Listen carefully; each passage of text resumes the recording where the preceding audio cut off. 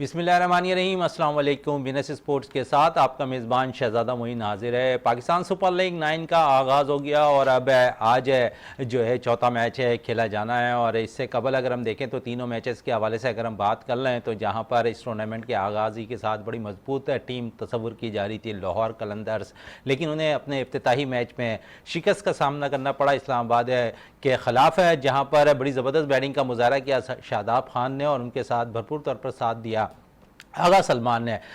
इसके साथ साथ अगर हम दीगर मैचेस के हवाले से अगर बात करेंगे तो कराची किंग्स को नाकामी का सामना करना पड़ा है। कोटा ग्लेडिएटर्स ने कामयाबी हासिल की है पेशावर ज़ल्मी के ख़िलाफ़ और ऐसा लगता है कि यहाँ पर जो अभी पल्ला जो बैक पे जाती हुई टीमें नज़र आई थी PSL 8 के अंदर, वो टीमों ने आगाज़ बड़ा ज़बरदस्त किया है इस टूर्नामेंट का। इस सारे सूरताल पे बात करेंगे अपने शो के अंदर और हमारे साथ मौजूद हैं स्टूडियो पे हमारे साथी स्पोर्ट्स एनालिस्ट हैं जावेद इकबाल भट्टी साहब, और उनके साथ साथ मौजूद हैं आरिफ वहीद खान साहब जो स्पोर्ट्स एनालिस्ट है, वो हमारे साथ यहाँ पर मौजूद हैं। तो अब तक जितने भी मैचेस खेले गए हैं पाकिस्तान सुपर लीग के, उस पर बात करेंगे और आज होने वाले मैच पे भी बात करेंगे जो लाहौर कलंदर और कोटा ग्लेडिएटर्स के दरमियान खेला जाना है। तो सबसे पहले चलते हैं जावेद साहब की तरफ। जावेद साहब, मैच के इफ्तिताई मैच से शुरू करते हैं जहां पर हम देखते हैं कि टॉप क्लास की टीम तस्वुर की जा रही थी लाहौर कलंदर से, लेकिन पहले मैच में इस्लामाबाद यूनाइटेड ने उनसे शिकस्त दी है। बैटिंग बड़ी ज़बरदस्त कारकर्दगी दिखाई इस मैच के अंदर शादाब ने और आगा सलमान ने। फिर अगर हम दूसरी तरफ आएंगे तो जहां पर कराची किंग्स को पहले मैच में शिकस्त का सामना करना पड़ा मुल्तान सुल्तान के खिलाफ। दूसरी तरफ अगर बात करें तो कोयटा ग्लेडिएटर्स ने पेशावर के खिलाफ कामयाबी हासिल की है और एक अच्छा साइन है कि हम कह रहे हैं कि जो टीमें PSL 8 में अच्छी परफॉर्मेंस नहीं कर रही थी वो इस सीज़न का आगाज़ बड़ा अच्छा उन्होंने किया है। जैसा क्या कहेंगे तीनों टीमों के हवाले से जहां पर तीनों टीमों ने अपने अपने मैचेस जो जीते हैं? बहुत शुक्रिया मोइन भाई, माशाल्लाह जिस तरीके से स्टार्ट हुआ है PSL का बहुत ज़बरदस्त। आपको पता है इफ्ताही तकरीब के बाद बहुत बड़ा मैच था लाहौर इस्लामाबाद का, और लाहौर अपने होम ग्राउंड पे आपको पता बिल्कुल किसी की वहमो गुमान में भी नहीं था, हर कोई जो है फेवरेट लाहौर को ही कह रहा था। लेकिन कमाल की आपने जो यूनाइटेड की आपने बैटिंग देखी, बॉलिंग देखी, और जिस तरीके से फ्रंट से आके उनके कप्तान शादाब खान ने अपनी टीम को लीड किया है, तो वो एक बहुत ज़बरदस्त मुकाबला था। और फिर आगा सलमान, मैच डिफरेंस मुझे जो नज़र आ रहा था ये इस्लामाबाद यूनाइटेड में, वो आगा सलमान का था। आगा सलमान आपको पता है सिंध प्रीमियर लीग में भी बहुत अच्छा स्कोर करते हुए आ रहे थे, डोमेस्टिक में भी स्कोर करते हुए आ रहे थे। तो इनके साथ जो उनकी पार्टनरशिप लगी है कप्तान की, तो इससे जो है बहुत कुछ देखने को मिला इस मैच में। लेकिन लाहौर कलंदर की बैटिंग जिससे आप बहुत तवक्कुआत थी, लाहौर कलंदर वो न कर सके। देखिए बैटिंग में उन्होंने अपने स्कोर कर लिया। लाहौर की बॉलिंग हम कहते थे कि वर्ल्ड क्लास, हमारे जितने भी नेशनल टीम के बॉलर्स हैं वो लाहौर के पास हैं।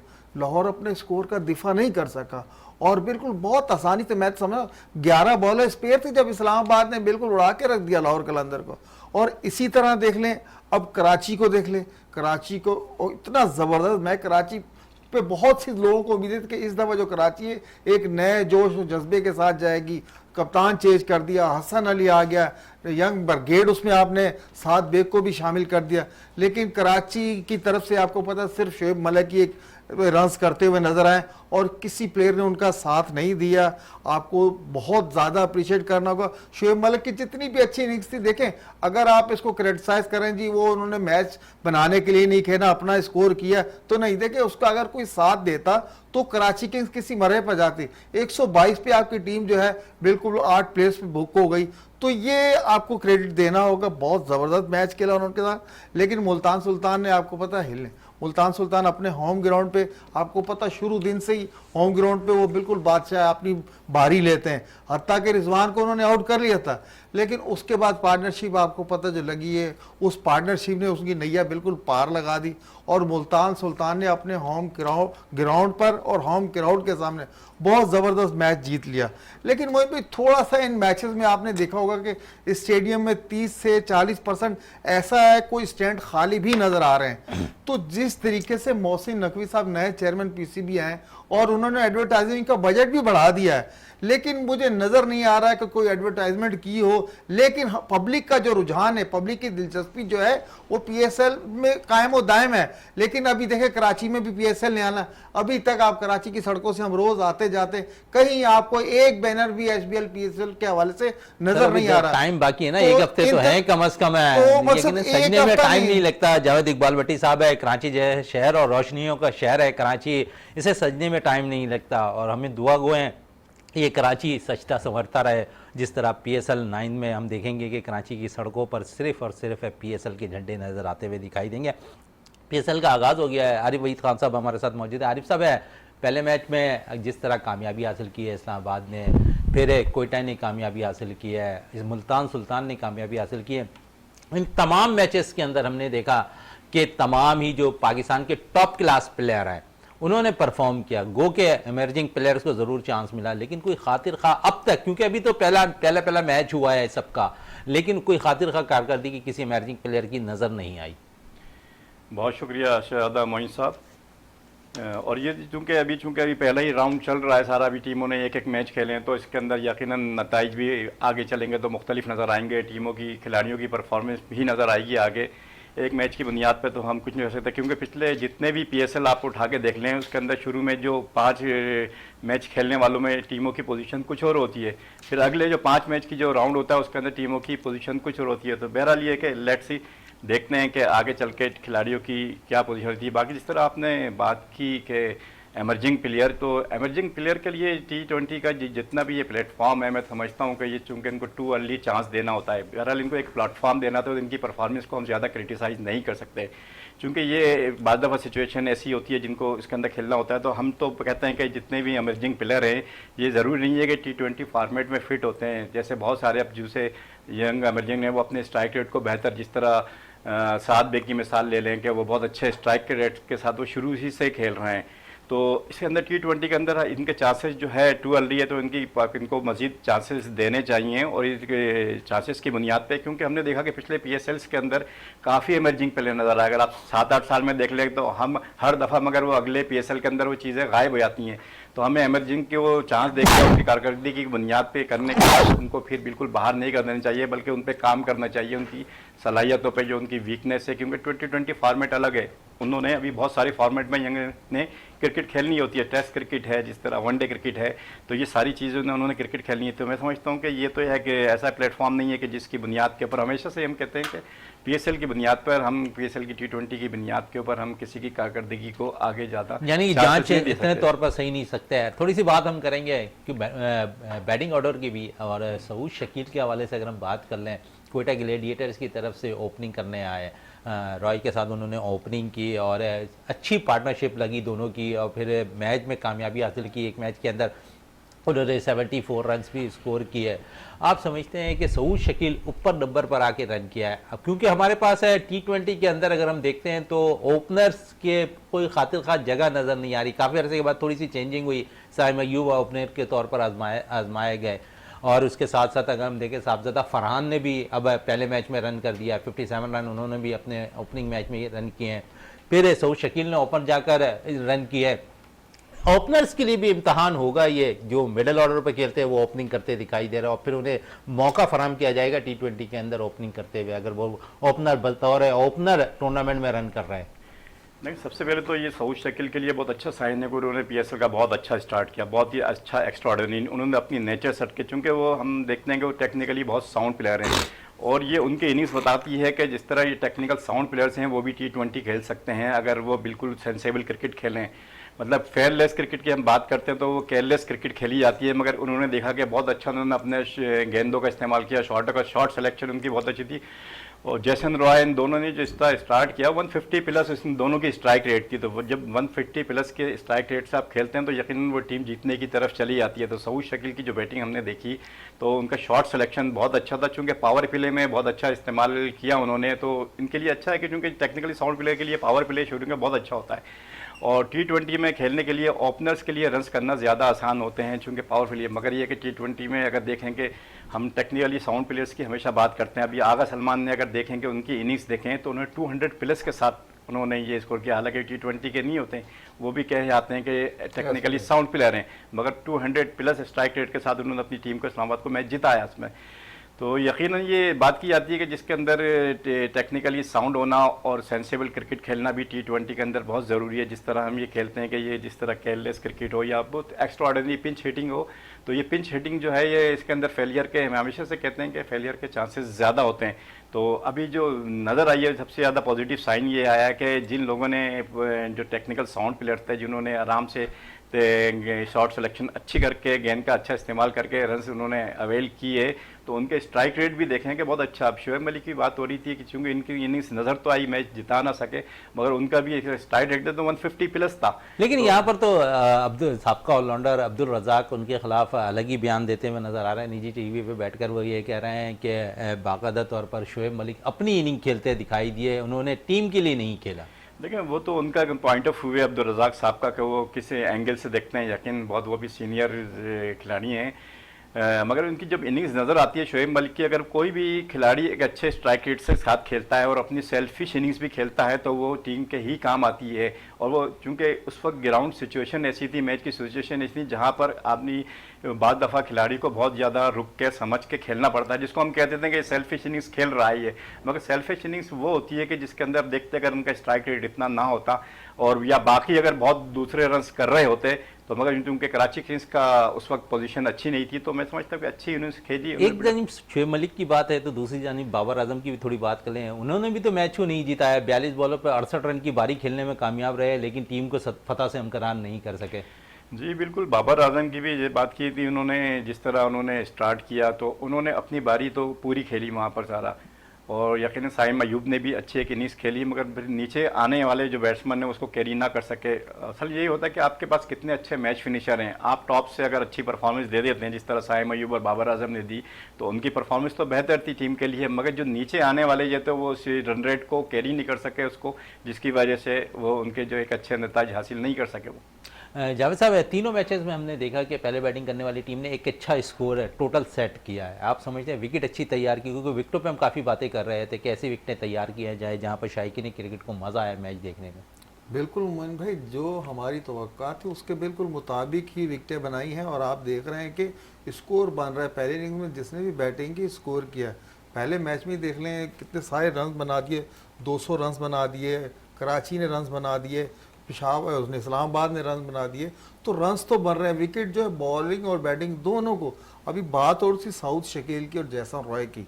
देखें साउथ शकील का पहला मैच था एज ए ओपनर का, मकसद कोयटा की तरफ से, और उन्होंने पहले मैच में प्रूव किया। जिस तरह खान साहब कह रहे थे, उन्होंने बॉल का इंतज़ार किया। टेक्निकली साउंड प्लेयर हमेशा बॉल का इंतज़ार करता है, बॉल का इंतज़ार कर कर खेलें, और उन्होंने अपने वो शॉट्स खेलें जो अक्सर बेशतर नज़र नहीं आते, क्योंकि हम उस पर स्टैम्प लगा देते हैं कि टेस्ट प्लेयर है। उन्होंने कल आपने आपको शो किया, 157 रन की जब पार्टनरशिप जैसन रॉय और साउथ शकील की लग गई, तो ऑटोमेटिकली कोयटा ग्लेडिएटर की इतनी बड़ी पार्टनरशिप लग गई, तो उसके बाद पीछे रह क्या जाता है।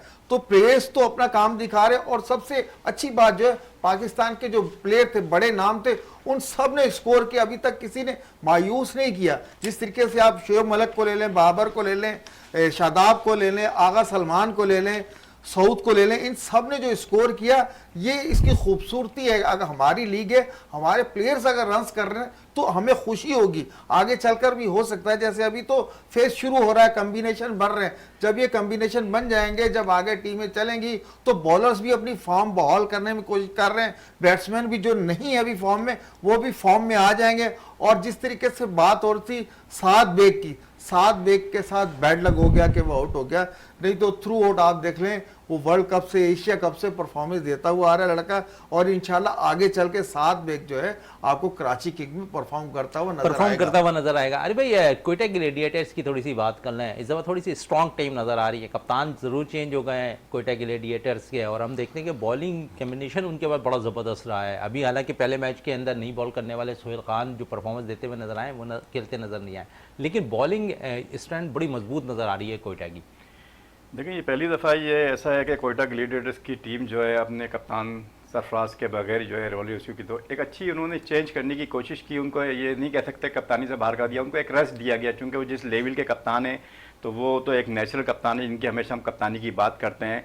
बहरहाल उन्होंने अच्छा चेंज किया कोयटा, क्योंकि लास्ट ईयर हमने देखा कि शुरू के 5 में से वो 4 मैच हार चुके थे, 5 में से सिर्फ एक ही मैच जीता था कोयटा ने। तो उन्होंने अपनी स्ट्रेटेजी चेंज की, और ये स्ट्रेटेजी को चेंज करना चाहिए। कुछ चेंजिंग ऐसी होती हैं बाज़ दफ़ा सूट कर जाती हैं, जिसकी वजह से ये तो कोयटा की टीम एक बहुत बैलेंस साइड नज़र आ रही है, चूँकि काफ़ी चेंजिंग हुई है, काफ़ी खिलाड़ियों ने स्विच किया इसके अंदर।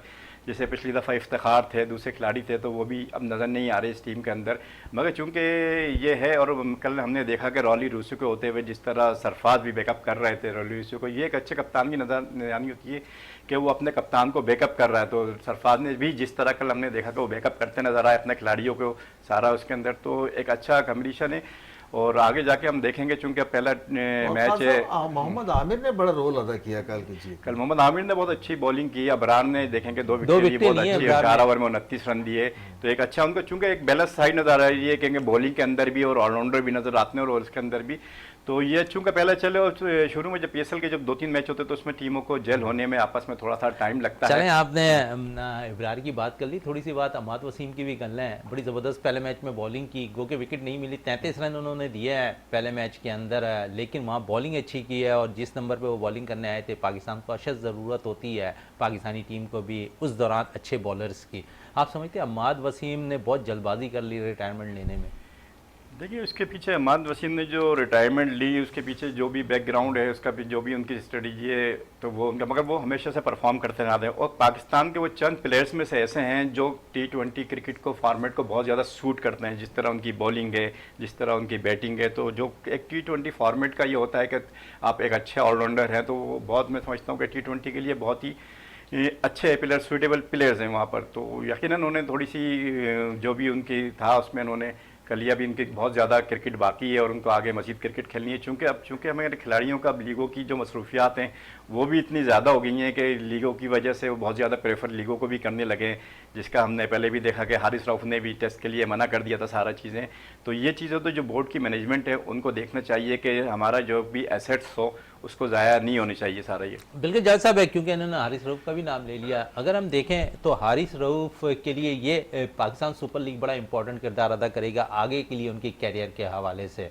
और साथ साथ क्योंकि हमने 2 प्लेयर्स के ऐसे नाम लिए हैं, अमाद वसीम और मोहम्मद आमिर, 2 ऐसे प्लेयर जो रिटायरमेंट ले चुके हैं, लेकिन क्या कमबैक कर सकते हैं? फिर शोएब मलिक को कैसा देखते हैं इस टूर्नामेंट के अंदर अगर वो परफॉर्म करते हैं तो? क्योंकि अभी मिडिल ऑर्डर पर हमारे पास एक ऐसी जगह ज़रूर खाली है जो पुर कर सकते हैं शोएब मलिक एक दफ़ा फिर।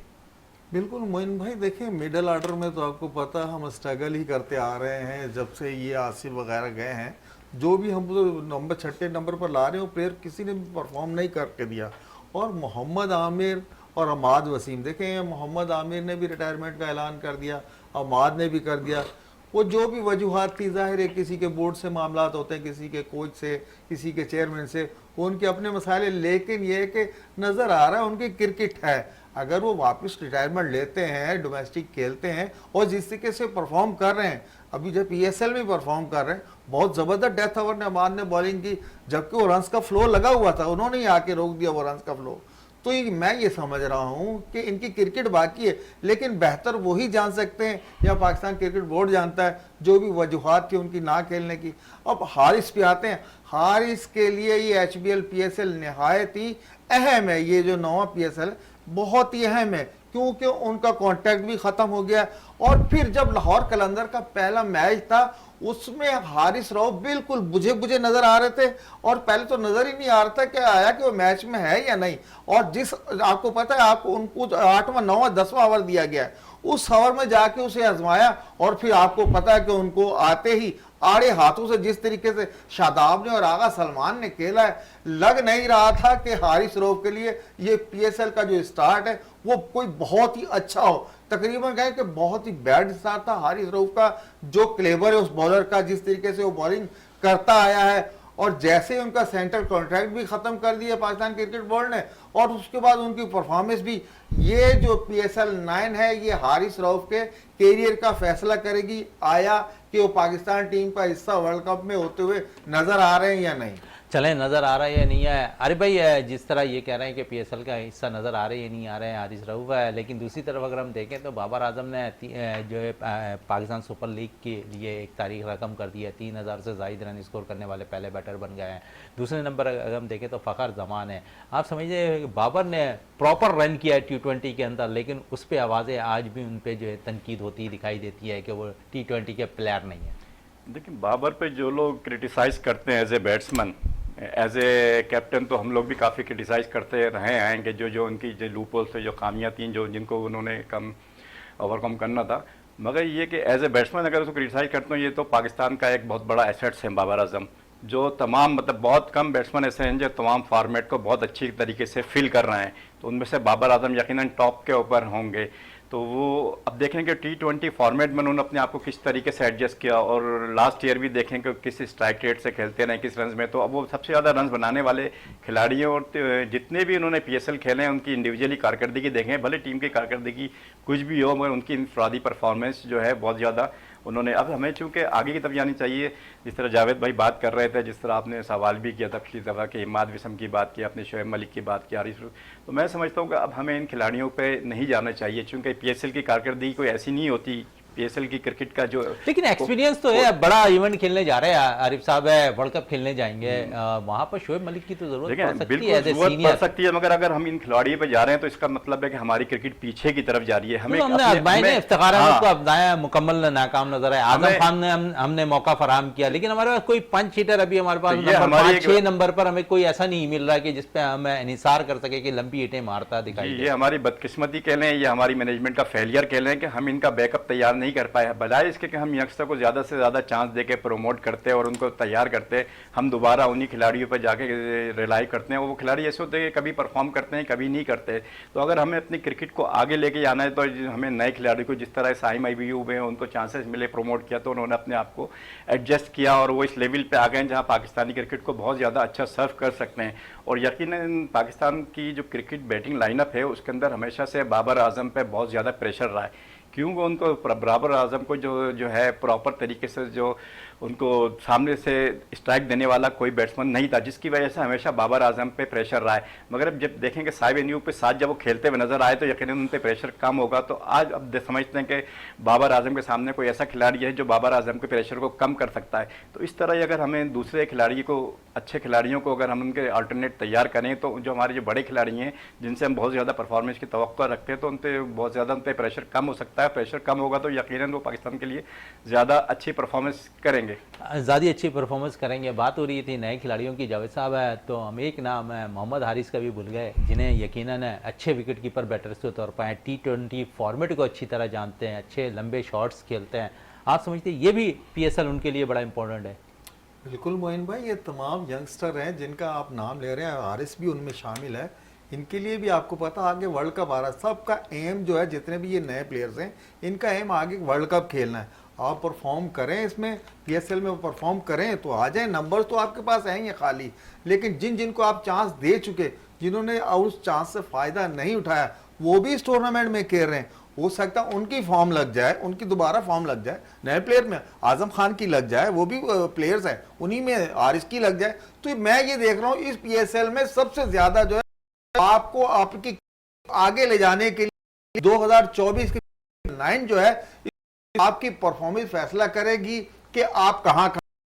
हर कोई उम्मीदवार ना वर्ल्ड कप खेलने का, जब हमने भेजने तो वही 16 प्लेयर हैं। तो इन 16 ये नए जो यंग जनरेशन, नए लड़के जो आ रहे हैं, अगर यहाँ परफॉर्म करते हैं, पाकिस्तान टीम का बनते हैं, तो हमें बहुत खुशी होगी कि वो जाके वहां परफॉर्म कर। जो वेस्टर्न का में वर्ल्ड कप हो रहा है T20 का, तो ये नए प्लेयरों से तो वाबस्ता है। तवक्कुआत इससे फॉर्मेट के बाद हमें फौरी तौर पर जो है और इंग्लैंड का दौरा करना है। आरिफ साहब, आप समझते हैं ये इस परफॉर्मेंस में जिन लड़कों को चांस दिया जाए और जो परफॉर्म कर रहे हैं पाकिस्तान सुपर लीग के अंदर, और फौरी तौर पर उन्हें टीम में शामिल कर लेना चाहिए? क्योंकि वर्ल्ड कप से कबल जिस तरह हमने भी न्यूजीलैंड सीरीज़ के लिए जो है नौजवान खिलाड़ियों को भेजा था, इसी तरह अगर इसमें कोई लड़के परफॉर्म करते हैं, आप समझते हैं कि इन्हें क्योंकि 2 सीरीज़ मिल रही है, उसमें भी चेक फौरी तौर पर, क्योंकि वर्ल्ड कप से कबल ये हमारे लिए आखिरी तैयारी होगी। देखिए, पिछले साल वर्ल्ड कप से पहले जो इस साल जो जितने भी इवेंट्स हो रहे हैं वो सब सारी वर्ल्ड कप ही की तैयारी है, और हमको वर्ल्ड कप ही की तैयारी नज़र में रखना चाहिए कि जिस वर्ल्ड कप से पहले हम ये जिस तरह आपने बताया कि ये टूर्स हैं सारे ये, तो हम इसको वर्ल्ड कप की तैयारी के तौर पर यूज़ करते हैं। और ये बेहतरीन चांस है कि हमारे पास PSL भी आ गया, जिसके अंदर जो हम T20 के और T20 फॉर्मेट का ही वर्ल्ड कप है सारा वो। तो उसमें T20 फॉर्मेट में जितने भी खिलाड़ी हैं जो PSL की बुनियाद पे, तो T20 के जो खिलाड़ी हैं जो T20 का कैलिबर है उनको हम बिल्कुल यूज़ कर सकते हैं और आगे आने वाली जो सीरीज़ हैं। मगर मैं हमेशा से कहता हूँ कि T20 की कारकर्दगी को बिल्कुल हम एकदम से मर्ज नहीं करना चाहिए कि T20 के खिलाड़ी, T20 क्रिकेट बिल्कुल अलग है, टेस्ट क्रिकेट अलग है, वनडे क्रिकेट बिल्कुल अलग चीज़ है।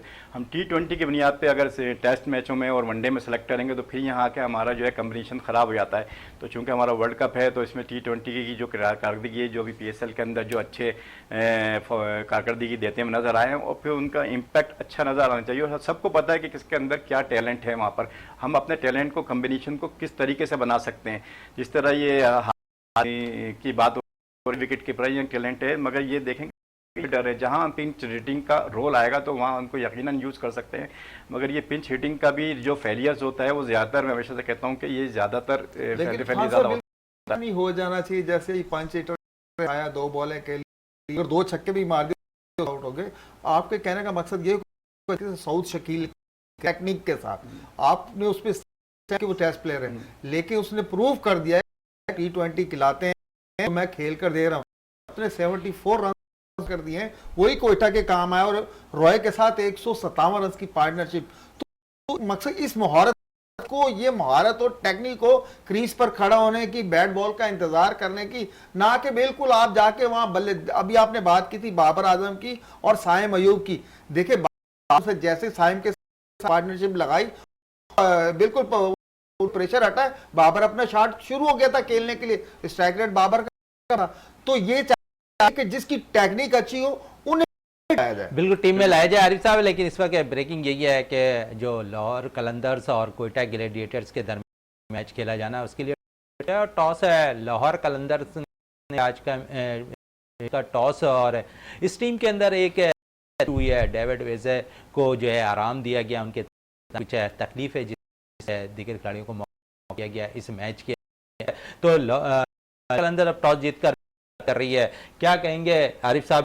मैच के अंदर टॉस जीता है, पहले बैटिंग करने की तरजीह है। पहले मैच में भी अच्छा स्कोर करने में कामयाब हो गई थी, लेकिन उनके बॉलर्स ने उनको जो है शायद उससे रन था उसको नाकाम नजर आए।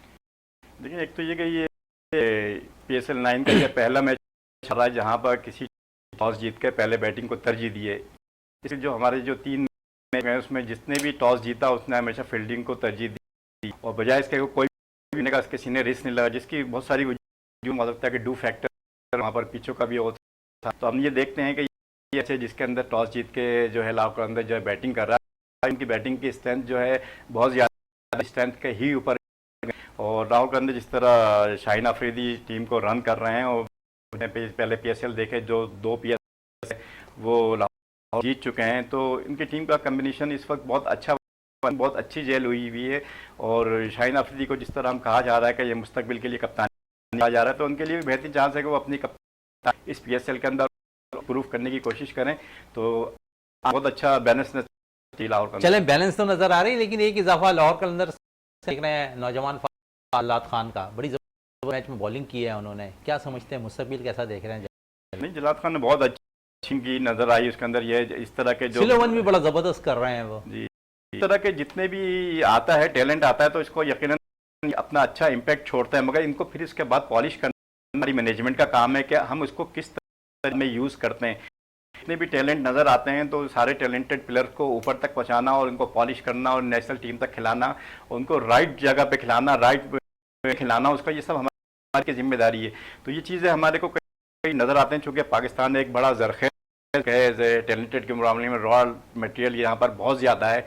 तो उस पर जो है किस तरीके से हम, जिसके हमेशा मैनेजमेंट की बात करते हैं कि पाकिस्तान के क्रिकेट के अंदर जो है मैनेजमेंट के अंदर फ्लॉज नज़र आते हैं कि हाँ जिस तरह टैलेंटेड को प्लेयर्स को सही तरह पॉलिश नहीं किया था, बाद में वो ज़ाया हो जाते हैं। तो ये पूरी अच्छे कई टैलेंटेड हमारे प्लेयर्स नज़र आ रहे हैं जलात खान की तरह, तो यकीनन इनको पॉलिश करना और फिर उनको ज़रा मेंटेन करना, ये सब हमारी मैनेजमेंट की जिम्मेदारी है। अच्छा, कोयटे की थोड़ी बात, उमैर बिन यूसुफ बड़ा डोमेस्टिक में परफॉर्म कर रहे हैं वो बैटर, अब हो सकता है उमर बिन यूसुफ को अगर मौका करे कोयटा ग्लैडिएटर, गो कि आज के मैच में उमर बिन यूसुफ नहीं खेल रहे हैं, लेकिन मुस्तकबिल उनका बड़ा ताबनाक नजर आता है और अच्छे बैटर्स के तौर पर नुमाया हुए हैं। आप समझते हो मुस्तकबिल अच्छा है उमर बिन यूसुफ का? देखिए, उमर बिन यूसुफ का मैं 10 साल से हमारे साथ भी काफ़ी खेल चुके हैं, तो वो ऑर्डिनरी टैलेंटेड है और वो यकीनन पाकिस्तान के लिए उनका मुस्तकबिल बहुत तामनाक है और बहुत अच्छा टेक्निकली साउंड, बहुत ब्रेव प्लेयर है, बहुत खुल के खेलते हैं। सारे फॉर्मेट को जिस तरह भी वो अडॉप्ट करने कर रहे हैं, वो टेक्निकली बहुत अच्छे साउंड इसके कि वो टेस्ट क्रिकेट या वनडे की तरफ जाते, तो उन्होंने अब जितने भी पिछली नेशनल T20 उसमें बहुत अच्छी परफॉर्मेंस की। तो यकीनन ये जो है टैलेंटेड जो हमारे प्लेयर हैं उमर बिन यूसुफ या और दूसरे इस तरह के हैं, तो वो अपने स्ट्राइक रेट को भी बेहतर करने की कोशिश कर रहे हैं। जो हम जिस तरह समझते हैं कि मॉडर्न क्रिकेट, तो मॉडर्न क्रिकेट करने की कोशिश कर, मॉडर्न क्रिकेट को अडॉप्ट कोशिश के अंदर हम अपने आप को ज़ाया नहीं कर दें। जिस तरह भाई बात कर रहे थे कि हमें हिटर से काम नहीं होना चाहिए। कोई अच्छा पिंच हिटर है तो पिंच हिटिंग कोई अच्छी नहीं है, मगर अगर पिंच हिटिंग के साथ साथ उसकी शॉट सिलेक्शन अच्छी है, उसके अंदर थोड़ी सी टेक्निकल स्टेबिलिटी है, तो अगर ये तीनों कॉम्बिनेशन मिलेंगे तो बहुत ज़्यादा अच्छा। वरना ये जो जितने भी पिंच हिटर उनकी लाइफ बहुत कम होती है। कुछ देर कबल आप सलमान अली आगा के हवाले से बात कर रहे थे, बड़ा साउंड प्लेयर भी है, शॉट है मेरिट पे मार रहा है, शॉट की जरूरत पड़ी तो उन्होंने छक्के भी मारे और फिर जिस तरह आपने कहा कि 200 की स्ट्राइक रेट के साथ खेलते नजर आए। देखिए, अभी तक जितने भी मैच मुझे किसी भी पिंच हिटर ने एक्स्ट्रा ऑर्डिनरी कारकर्दगी नहीं दिखाई, मगर हम देखते हैं कि जितने बड़े प्लेयर्स हैं जिनको हम टेक्निकली साउंड प्लेयर हैं, उनकी ये मुझे पॉजिटिव लगी।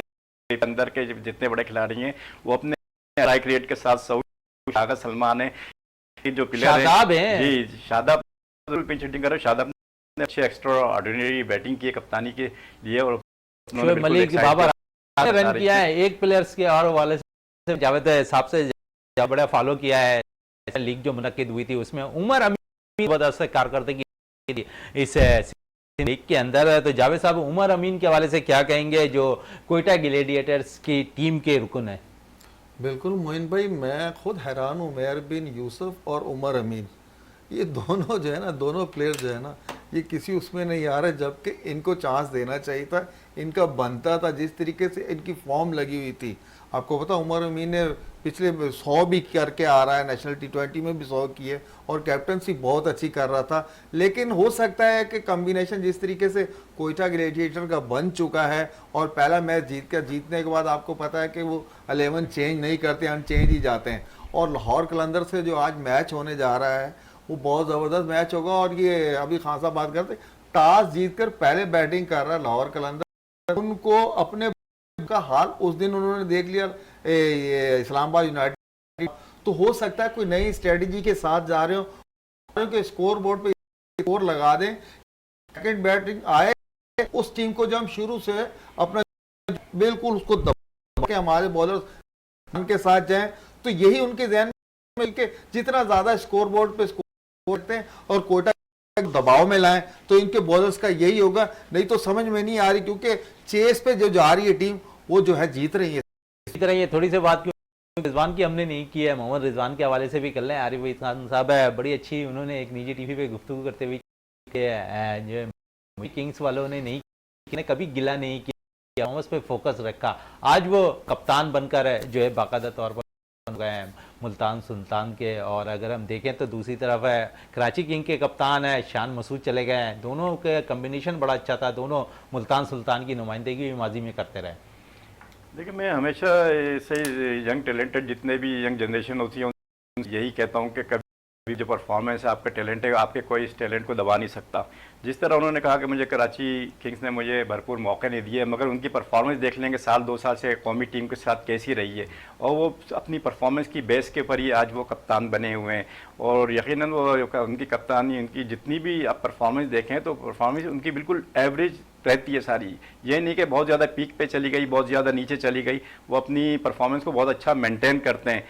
बहुत ही मुसलसल परफॉर्मेंस, जिसमें पाकिस्तान में 2-3 खिलाड़ी हैं जो मुसलसल परफॉर्म कर रहे हैं, जिन्होंने अपनी परफॉर्मेंस को है, जैसे बाबर हैं, रिजवान हैं। इन दोनों की परफॉर्मेंस की वजह से गुज़श्ता 1-2 साल की अगर पाकिस्तान की क्रिकेट देखें तो पाकिस्तानी क्रिकेट को बड़ा सहारा दिया इन दोनों की परफॉर्मेंस ने। तो यकीनन रिजवान के लिए एक बहुत ज़्यादा अच्छे मौक़े हैं और कप्तानी भी उनके है, तो जिम्मेदारी है, और जिस तरह उन्होंने पहले भी जिम्मेदारी निभाई है, बहुत ज़्यादा जिम्मेदारी के साथ खेलते हैं। तो यकीनन आने वाला आगे मैं आने उम्मीद अच्छी में परफॉर्म अच्छे करेंगे। करेंगे। थोड़ी सी बात रजा से भी कर लें, काफ़ी बातें की हैं और एक साथ साथ इस पे वो गिला करते हैं रजा के पूरे पाकिस्तान से जो है अच्छे प्लेयर्स निकल कर आ रहे हैं, क्योंकि गिलगित से हमारे पास अच्छे प्लेयर नहीं आ रहे। उन्होंने गिलगित में जितने भी प्लेयर मशवरा दिया या तो वो कराची हो जाए या पिंडी मुंतकिल हो जाए, ताकि खेलने वाले सुपर लीग का हिस्सा बनते दिखाई दे वो खिलाड़ी। क्या कहेंगे, क्योंकि गिलगित में बड़ी क्रिकेट, वहाँ पर क्रिकेटर। देखिए गिलगित नॉर्दर्न एरिया, हम जिस गेम को भी करेंगे उसके नतीजे, क्योंकि वहाँ पर वो लोग बहुत मजबूत हैं। और जितनी भी देख लें, अगर केपीके की क्रिकेट देख लें तो वहाँ का इंफ्रास्ट्रक्चर नहीं था, इतनी क्रिकेट नहीं थी, तो वहाँ के ज़्यादातर लाहौर और कराची आके खेलते थे, जिसकी वजह से यहाँ आके अपनी क्रिकेट को इम्प्रूव किया। और फिर उन लोगों ने जाकर केपीके में बहुत ज़्यादा, केपीके में वहाँ पर बहुत ज़्यादा काम खिलाड़ियों ने, वजह से देखेंगे आज केपीके की क्रिकेट की बहुत ज़्यादा साउंड है। तो इसी तरह का गिलगित के और बल्तिस्तान जितने भी एरिया नॉर्दर्न एरिया हैं, इन लोगों को क्रिकेट में जहाँ पर वो बहुत ज़्यादा देख लें कि हॉकी की खिलाड़ी हैं, वहाँ पर जो जूडो के खिलाड़ी हैं, और नेशनल लेवल पर और इंटरनेशनली उन्होंने बड़ा नाम किया है। तो ये एक बहुत ज़्यादा, मैं खुद भी वहाँ पर काफ़ी मैंने जाके गेम को देखा है, वहाँ पर तो टेक्निकली बहुत साउंड है, फिजिकली बहुत साउंड प्लेयर हैं सारे वहाँ पर। आपको पता हो पहाड़ सर करने में जो है बड़े रिकॉर्ड है। जी जी बिल्कुल, वहाँ पर बहुत, मैंने कहा ना कि फिजिकली बहुत साउंड प्लेयर हैं, सिर्फ थोड़ा सा उन पर काम करने की देर है, बिल्कुल रॉ मटेरियल है। तो वहाँ गिलगित में और वहाँ पर एक क्रिकेट को प्रमोट करनी चाहिए। बल्कि मैं तो ये कहता हूँ, हमेशा पहली दफ़ा भी कहा था एक मीटिंग के अंदर कि वहाँ पर हमें कोई एक ऐसा स्टेडियम बनाना चाहिए, कोई ऐसे फ्लैट जगह पे इस नॉर्दर्न एरिया के अंदर, जहाँ पर अगर वहाँ पर हमारे कोई PSL का एक मैच होगा और वो दुनिया देखेगी तो देखेंगे कितनी खूबसूरत ये मैच हो रहा है। जिस तरह हम बात देखते हैं दुनिया के अंदर, धर्मशाला के अंदर क्रिकेट देखते हैं तो देखने में मज़ा आता है, उस तरह जो है टूरिज्म ये। तो मैं समझता हूँ कि इसके अंदर कोई भी ऐसी फ्लैट देगा जगह एरिया की, कोई भी फ्लैट जगह देकर अगर हम एक इंटरनेशनल स्टेडियम बना दें और फिर वहाँ पर क्रिकेट भी प्रमोट, टूरिज्म भी प्रमोट होगी और पाकिस्तान का बड़ा अच्छा एक इम्पैक्ट जाएगा, इम्पैक्ट जाएगा। ऐसे गवादर में भी हमने देखा है कि स्टेडियम तामीर हुआ है पहाड़ों के बीच में, बड़ा खूबसूरत मंजर पेश करता है वो। देखिए गो के वो गवादर का एक छोटा सा स्टेडियम है वहाँ पर, मगर उसकी लोकेशन इतनी अच्छी है कि जिसकी वजह से देखेंगे कहा था कि ये दुनिया के स्टेडियम में ऐसी, मगर अब एक पहाड़ की, मगर वहाँ पर अगर हम जाएं नॉर्दर्न अंदर तो वहाँ पहाड़ की, फिर वो पहाड़ की जो हाइट है वहाँ पर जो है, वहाँ हो सकता है कि थोड़ा ऑक्सीजन प्रॉब्लम हो जाके फिटनेस भी चेक होगी कि किसकी ऑक्सीजन लेवल है। क्योंकि आप देखिएगा एक बूट कैंप लगा था, तो वहाँ पर हमने बूट कैंप इन्हीं के अंदर हमने लगाया था, ऐसे ही पहाड़ों पर लगाया था, जिसकी वजह से खिलाड़ी फिटनेस बड़ी इम्प्रूव। तो वहाँ जाके अगर खेलेंगे वहाँ पर और वहाँ के जो खिलाड़ी लोकल खेल रहे हैं, तो मैं समझता हूँ कि वहाँ का जो फिटनेस लेवल होगा या शहर के जो खिलाड़ियों से उनके फिटनेस लेवल यकीनन से बहुत बेहतर होगा, फिटनेस लेवल भी बहुत बेहतर होगा। गवादर और गिलगित की वहीद खान साहब ने कि वहाँ पर अगर कोई क्रिकेट स्टेडियम के साथ साथ वहाँ पर ट्रेनिंग कैंप पे लगा जाए तो फिटनेस लेवल में बड़ी मदद भी दिखाई देगी। गवादर में ज़रूरत है पाकिस्तान हवाले से, और वहाँ पर जो कैंप लगा था वहाँ पर फिटनेस लेवल थोड़ा सा बेहतर होता हुआ दिखाई दिया था वहाँ पर क्रिकेटर्स का। आगो के आज है पाकिस्तान सुपर लीग का चौथा मैच, लाहौर कलंदर और ग्लेडिएटर्स के जाना है। अब से कुछ देर बाद वो मैच शुरू हो जाएगा, लेकिन उससे पहले लाहौर कलंदर इस मैच में टॉस जीतकर बैटिंग करने की तरजीह दी है। इस पर आज हमने मैच के पिछले जो मैचेस हुए उस हवाले से अपने इस बातों की आरिफ वहीद खान बहुत शुक्रिया, आपका बहुत बहुत शुक्रिया।